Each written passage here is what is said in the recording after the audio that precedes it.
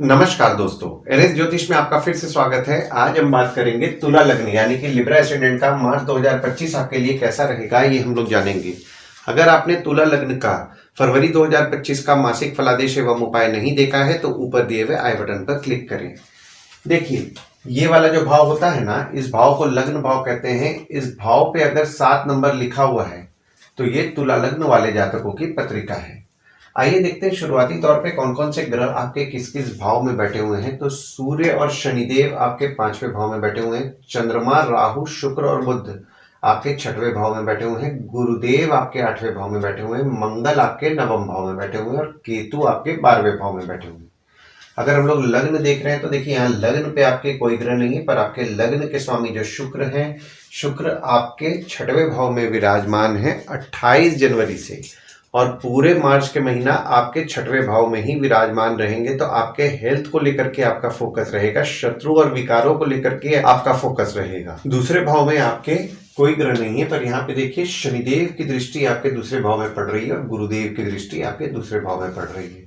देखिए, दूसरा भाव जो होता है वो होता है आपके वाणी कुटुंब कोष का होता है। दूसरे भाव में आपके शनिदेव और गुरुदेव दोनों की दृष्टि पड़ रही है, तो पारिवारिक संबंध में आपको मिला जुला फल मिल रहा था। हालांकि यहाँ पे देखिए, आपके सेविंग्स को लेकर के भी आपको मिला जुला फल मिल रहा था। बीच बीच में आपके सेविंग्स जो टूट रहे थे उसमें आपको सुधार देखने 29 मार्च 2025 से मिलेगा। और आपके संबंध में यानी कि आपके पारिवारिक संबंध में भी आपके मजबूती आपको देखने मिलेगा। और आपके दूसरे भाव के स्वामी आपके 9वें भाव में विराजमान है और वक्री भी हैं 21 जनवरी से लेकर के 2 अप्रैल तक। तो 21 जनवरी से 2 अप्रैल तक सेविंग्स करने में आपका भाग्य आपका साथ दे रहा था, पर यहाँ पे देखिए 29 मार्च 2025 के बाद जब शनिदेव की दृष्टि आपके दूसरे भाव से हटेगी तो यहाँ पे आपका सेविंग्स निश्चित तौर पर होगा। तीसरे भाव में आपके कोई ग्रह नहीं है, पर यहाँ पे देखिए मंगल की दृष्टि पड़ रही है और शनिदेव की दृष्टि पड़ रही है आपके तीसरे भाव में 29 मार्च से। देखिए, तीसरा भाव जो होता है वो होता है आपके स्वयं के पराक्रम, धैर्य, छोटे भाई बहन, पड़ोसी, डेली के प्रवास का होता है। मंगल की दृष्टि आपके तीसरे भाव में 21 जनवरी से पड़ने लगी और 2 अप्रैल तक मंगल की दृष्टि आपके तीसरे भाव में पड़ेगी।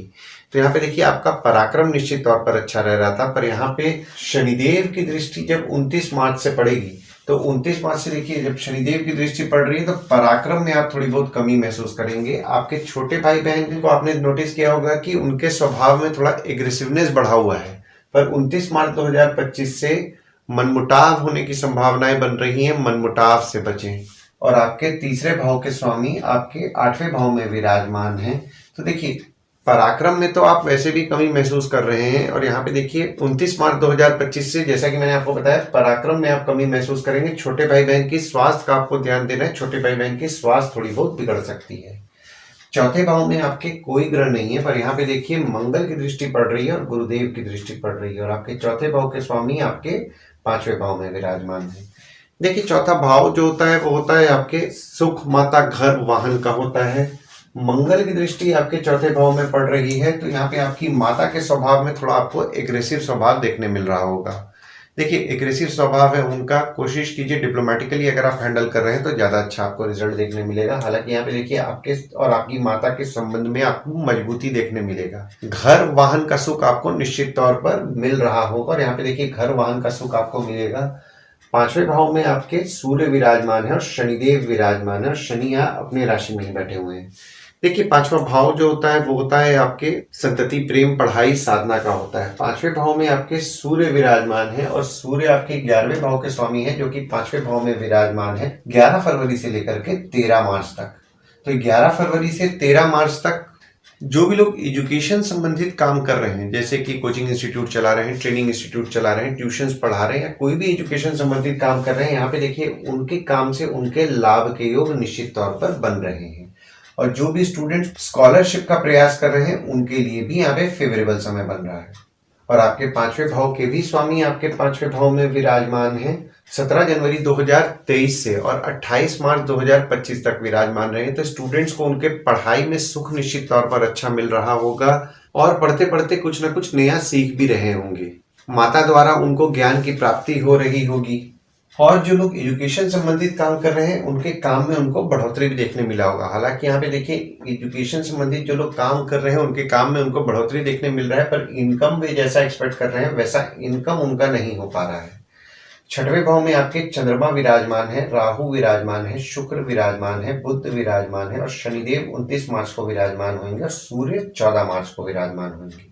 और आपके छठवें भाव के स्वामी आपके 8वें भाव में विराजमान है। देखिए छठवां भाव जो होता है वो होता है आपके रोग ऋण शत्रु मामा मौसी का होता है। छठवें भाव में आपके राहु विराजमान है, तो यहाँ पे देखिए एक चीज आपके लिए अच्छा है कि आपके शत्रु या कॉम्पिटिटर का निश्चित तौर पर नाश हो रहा होगा। कोई अगर कोर्ट कचहरी का मामला चल रहा है या छोटी मोटी बीमारी हो रही है उसमें भी आपको सुधार देखने मिला होगा, क्योंकि एक तो देखिए यहाँ पे राहु विराजमान है और गुरुदेव द्वारा भी आपके पत्रिका में विपरीत राजयोग का निर्माण है और शुक्र और बुध की युति भी आपके छठवें भाव में बन रही है, तो लक्ष्मी नारायण योग का निर्माण हो रहा है आपके छठवें भाव में। तो जो भी लोग मेडिकल फील्ड से संबंधित काम कर रहे हैं, जैसे कि डॉक्टर हैं, फार्मासिस्ट हैं, मेडिकल स्टोर चला रहे हैं, मेडिकल इक्विपमेंट का बिजनेस कर रहे हैं या बैंक रिकवरी सिक्योरिटी सप्लाई से संबंधित काम कर रहे हैं, उनके काम से उनको बढ़ोतरी निश्चित तौर पर देखने मिलेगा और 14 मार्च से उनके काम से उनको लाभ भी होगा। हालांकि यहाँ पे देखिए शनिदेव जब 29 मार्च को आपके छठवें भाव में विराजमान होंगे तो ये पहली चीज तो ये कि स्किन में ड्राइनेस होने की समस्या हो सकती है। और 29 मार्च से आपको आपके बच्चों को डिप्लोमेटिकली हैंडल करना है, वे आपके बात को नेगेटिव वे में लेंगे और जो स्टूडेंट्स हैं उनके पढ़ाई पे उनको फोकस ज्यादा रखना है, क्योंकि यहाँ पे देखिए पढ़ाई में थोड़ा डेविएशन आएगा, तो इस चीज का आपको ध्यान देना है और पढ़ाई पे कंसंट्रेशन आपको बढ़ाना है। 7वें भाव में आपके कोई ग्रह नहीं है, पर यहाँ पे देखिए शनिदेव की दृष्टि आपके 7वें भाव में पड़ रही है और ये जो शनिदेव की दृष्टि पड़ रही है वो नीच के शनिदेव की दृष्टि पड़ रही है और आपके 7वें भाव के स्वामी आपके 9वें भाव में विराजमान है। देखिए 7वां भाव जो होता है वो होता है आपके स्पाउस भागीदार का होता है। शनिदेव की दृष्टि आपके 7वें भाव में 17 जनवरी 2023 से जो पड़ रही है, यहाँ पे देखिए आपके और आपके स्पाउस हो गए या फिर आपके भागीदार हो गए, उनसे मनमुटाव होने की संभावनाएं बन रही है, मनमुटाव से बचें। और आपके 7वें भाव के स्वामी आपके 9वें भाव में विराजमान है और वक्री भी हैं, तो अगर कोई सलाह की जरूरत है ना तो आपके स्पाउस या भागीदार आपके लिए अच्छे सलाहकार रहेंगे और आपकी स्पाउस या भागीदार आपके लिए भाग्यशाली भी रहने वाले हैं, क्योंकि यहाँ पे देखिए आपके लिए लकी रहेंगे। और अगर आपकी स्पाउस आपके काम में मदद कर रही है तो यहाँ पे देखिए कोई काम अगर आपका अटक रहा है ना तो आप आपके स्पाउस के द्वारा अगर आप काम करा रहे हैं तो उससे निश्चित तौर पर आपको लाभ होगा। भागीदारी में काम कर रहे हैं, भागीदार द्वारा अगर आपका कोई काम अटक रहा है तो भागीदार आपके लिए भाग्यशाली रहेंगे, भागीदार द्वारा आप काम कीजिए, उससे आपको निश्चित तौर पर लाभ ही होगा। 8वें भाव में आपके गुरुदेव विराजमान है और अब शनिदेव की दृष्टि आपके 8वें भाव में 29 मार्च 2025 से पड़ेगी। देखिए 8वां भाव जो होता है वो होता है आपके आयु जीवन मृत्यु अचानक धन लाभ ससुराल का होता है। एक तरफ देखिए गुरुदेव द्वारा आपके पत्रिका में विपरीत राजयोग बन रहा है और शुक्र द्वारा भी आपके पत्रिका में विपरीत राजयोग बन रहा है, तो यहाँ पे देखिए आपके शत्रु या कॉम्पिटिटर का तो आप निश्चित तौर पर नाश करेंगे। कोई छोटी मोटी बीमारी हो रही है उसमें भी आपको सुधार देखने मिलेगा। हालांकि यहाँ पे देखिए शनिदेव की दृष्टि आपके 8वें भाव में पड़ रही है, तो आपके ससुराल वालों से आपके मनमुटाव हो सकता है, मनमुटाव से बचें। और यहाँ पे देखिए गुरुदेव भी विराजमान है तो मतभेद भी होने की संभावनाएं बन रही है, तो यहाँ पे देखिए मतभेद और मनमुटाव दोनों से बचना है। हालांकि यहाँ पे देखिए आपके आयु के लिए निश्चित तौर पर आपको शुभ फल प्रदान करेंगे शनिदेव और गुरुदेव दोनों। 9वें भाव में आपके मंगल विराजमान है और आपके 9वें भाव के स्वामी आपके 6वें भाव में विराजमान है। देखिए 9वां भाव जो होता है वो होता है आपके भाग्य धर्म जीजा साली साला छोटे भाई के स्पाउस का होता है।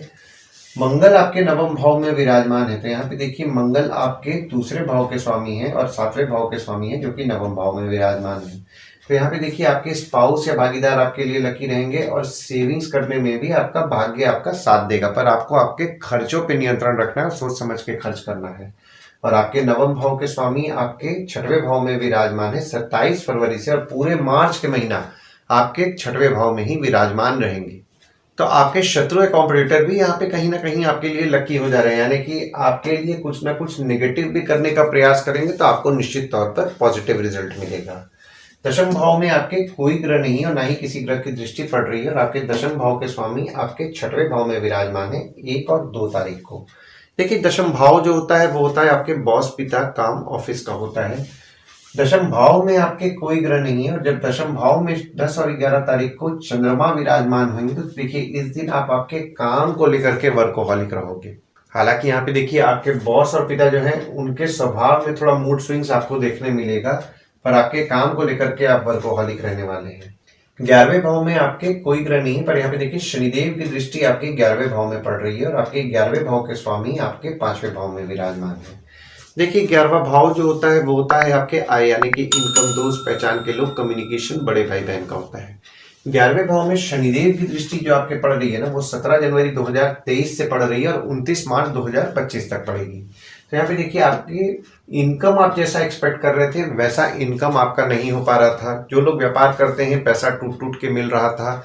जॉब करते हैं जैसा डिजायर्ड सैलरी वे एक्सपेक्ट कर रहे थे वैसा डिजायर्ड सैलरी नहीं हो पाना। जॉब स्विच करने के बाद भी जो डिजायर्ड सैलरी आप एक्सपेक्ट कर रहे हैं वैसा नहीं हो पाना, या फिर करंट कंपनी में भी अगर आपके काम को लेकर के रिस्पॉन्सिबिलिटीज बढ़ रहा था पर सैलरी जैसा आप एक्सपेक्ट कर रहे थे वैसा नहीं जो हो पा रहा था, वो 29 मार्च 2025 के बाद उसमें आपको सुधार देखने के लिए मिलेगा।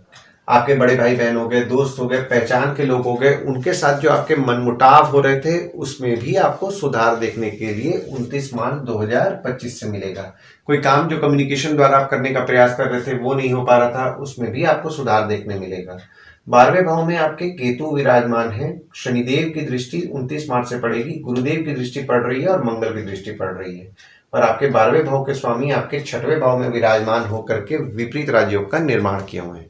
देखिए 12वां भाव जो होता है वो होता है आपके खर्च, जेल, फॉरेन, हॉस्पिटल, मोक्ष का होता है। अब यहाँ पे देखिए विपरीत राजयोग हम लोग देख रहे हैं, तो यहाँ पे देखिए शुक्र द्वारा विपरीत राजयोग बन रहा है, बुध द्वारा विपरीत राजयोग बन रहा है, गुरुदेव द्वारा विपरीत राजयोग बन रहा है, यानी कि मार्च के महीना में 3 विपरीत राजयोग आपके पत्रिका में बन रहे हैं।